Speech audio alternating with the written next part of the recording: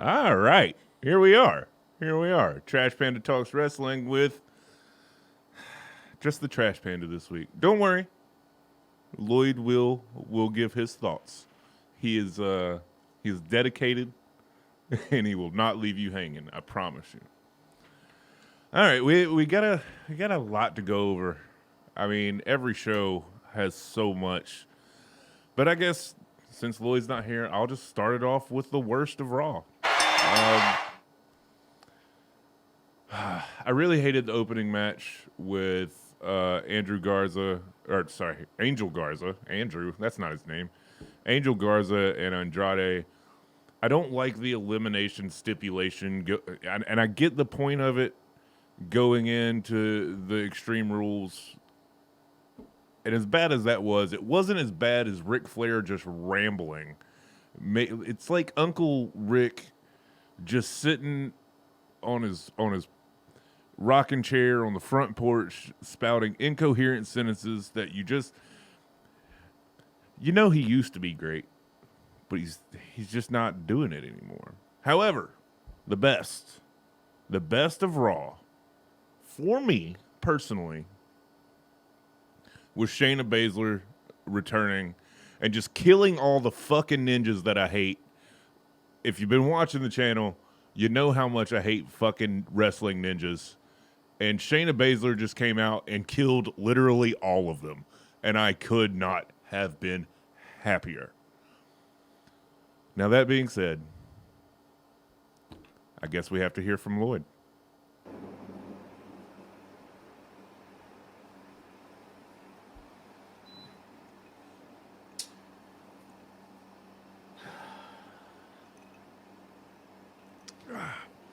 It's actually kind of nice to be able to drink without Lloyd interrupting me every now and then. You know what I'm saying? I don't want to shit on Monday Night Raw too hard.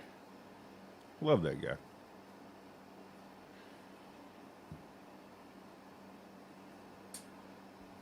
The fact of the matter is... I'm just going to say it. Like, Lloyd and I are just like the run the jewels of Boston comedy. run it. I'm going to start with the best. Lloyd enters. For me, the best of Monday Night Raw, R-Truth. He was funny. He was involved in multiple segments that kind of went the length of the show. And it was a toss-up between him and Drew McIntyre because Drew McIntyre was just solid all around. But the fact that he's feuding with Dolph Ziggler, which is just a foregone conclusion that he's going to retain the title, which I hope he does, but it's just, when you go against Dolph Ziggler, you know that the person facing Dolph Ziggler is going to win. So, like, that is kind of taking the fun out of Drew McIntyre's current feud for me. R-Truth was just hilarious. He is just funny. To me, R-Truth was the best thing about Monday Night Raw. The worst thing about Monday Night Raw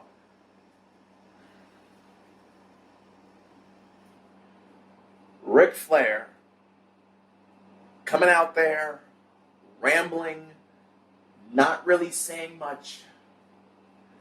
He's just there because he's Ric Flair, and because when Ric Flair says stuff, his segment backstage with the Big Show was pretty good. I'll give you that. But then he comes out and he's talking to R-Truth, and he's not really making much sense. He's just like, we love you, and Randy Orton's not going to kick you in the head. If anybody knows Ric Flair of old, even Ric Flair of 2 or 3 years ago, Ric Flair, when he's Ric Flair on the microphone, because he doesn't do wrestling anymore, but Ric Flair, when he's Ric Flair on the microphone, is gold. Ric Flair, when he's being put out there on television by Vince McMahon and told to say things to help get other people over instead of being Ric Flair, is what we're seeing on Monday Night Raw every week. And because of that, it's getting tiresome. It is ruining what would have been a perfectly fine feud without him between Randy Orton and the Big Show. And my vote for the worst of Raw this week is Ric Flair's continued presence on television. Honorable mention for the worst, the continuous hammering home of the horror show and Extreme Rules. It's not as bad as the greatest wrestling match ever tagline, because it obviously wasn't true, but easy for me to say, the repetitiveness of it, still a problem. There's Raw. Yeah, like I said, Ric Flair, just fucking awful. All right, this is my time to shine. It's AEW time. AEW, still the best wrestling program on TV currently. NXT is giving it a run for its money, but like Jericho said this week, Jericho's winning the demographics, the 18 to 49, whatever the fuck. It's really hard every week for me to find something bad about AEW because there's just nothing bad. They're doing it all right. But if I have to pick something, I don't like doing it because she's a fantastic wrestler, but Hikaru Shida, I'm sorry, that was one of the worst promos I've ever seen.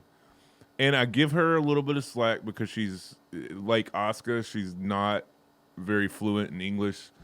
So it's wrong for me to judge her based on that.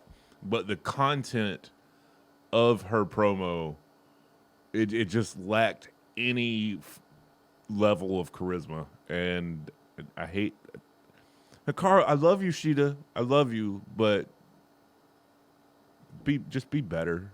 Be the champion that you're supposed to be.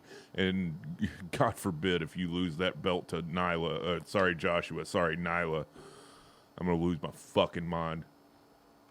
But as bad as that was, it kind of gets overshadowed by Vicky Guerrero, sorry. I'm just doing I drink too much is what I do. I finished that episode and literally turned to my roommate and said, fuck, now I have to hear Vicky's annoying fucking voice every week. So that's the worst. But the best, I think the best, if you even pay attention to memes or GIFs, the best was Orange Cassidy dumping orange juice on Jericho. It's one of the best promos and something I have never, like, Jericho literally got Nickelodeon slimed by orange juice in the middle of the ring, and it was fucking hilarious. Not only was that hilarious, but Ortiz just rolling around on the ground taking bumps like he can't get up, like he's Mr. Magoo. Perfect slapstick comedy. Perfect moment to build the feud between Orange Cassidy and Jericho, even though they just had a main event match last week. Freshly squeezed. And with that, I'm going to let Lloyd talk about how NXT isn't as good as Raw. NXT. Much better than Raw. Obviously, Vaiden is going to take AEW, so I will say this for NXT. The worst for NXT, I mean, NXT was really good this week. I would say the worst for NXT, maybe Keith Lee's opening promo was a little bit too long and a little bit too rambly, maybe. I'm just giving you and maybe there was some things in there that, could have been said with 4 or 5 less sentences, but you know what? That's nitpicking. That is nitpicking because I have to pick something that's the worst. Fun. I was perfectly fine with the opening promo. It was a little bit long-winded, and there was a couple of things that, like, okay, you said that like 3 sentences ago, just with different wording. That's nitpicking. The best part of NXT, as it usually is these days, the main event. Tegan Nox versus Io Shirai. Great main event. It felt like Tegan was going to turn heel at the end because you could see her growing more and more frustrated and more like just crazed. And he really built up the fact that she needed to win this, and then she didn't. And then Dakota Kai attacking Io to close the show. That's a cliffhanger. That is a cliffhanger that makes me want to see what's going to happen next week, and I do not get that in wrestling very often anymore, if at all. So for me, the main event of NXT ranks the best of NXT. All right.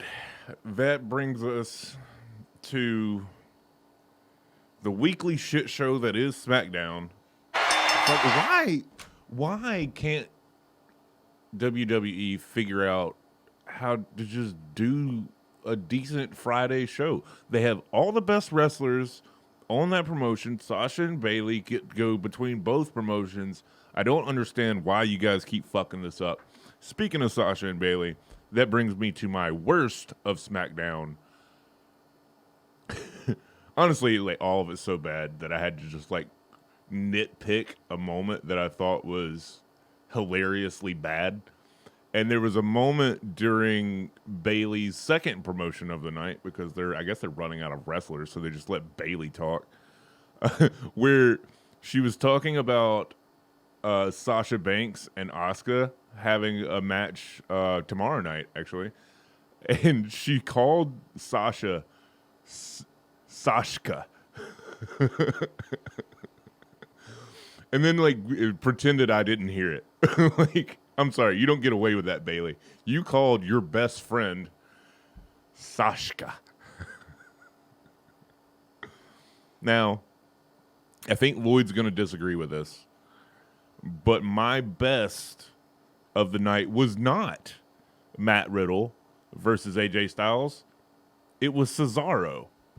Cesaro, man. I know you didn't get a clean finish, but man, it's just nice to see you get a... What's it been, like literally 2.5 fucking years since Cesaro got a fucking win? Or at least since, like, the Bar disbanded. By the way, Sheamus and Cesaro are both back on SmackDown, and you're not going to put them together back in the Bar tag team? It's one of the greatest tag teams of all time. Top 3 tag teams of all time.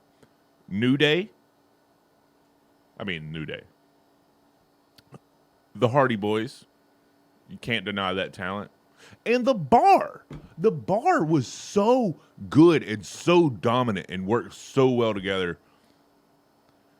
Just bring back the Bar. But either way, the best absolutely was Cesaro. And with that, let's hear from Lloyd.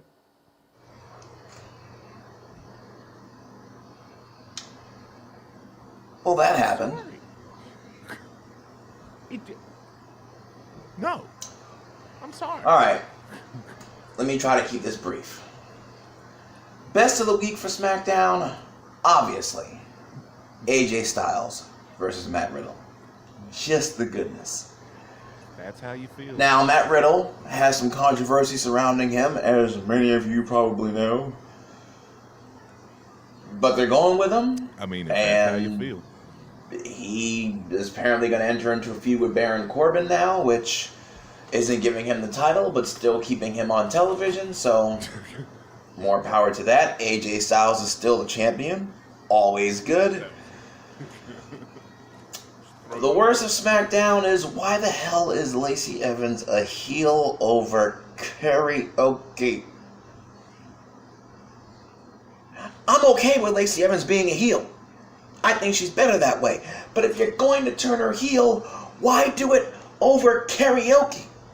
And if you're going to turn her heel over karaoke, why push her as that babyface character for so long if you're just going to put her back where she belongs in the end anyway?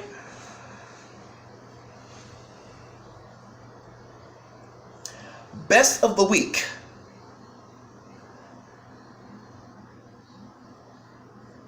Tegan Nox versus Io Shirai for the NXT Women's Championship. Worst of the week. The fact that Cesaro finally won a match, which is good, but he needed help to do it.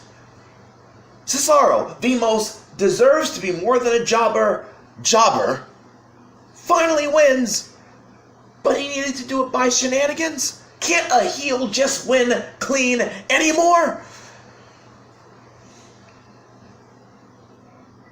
Take it away, Vaiden. All right, and I guess that's enough. And then, all right, Lloyd went ahead and gave me his best and worst of the week.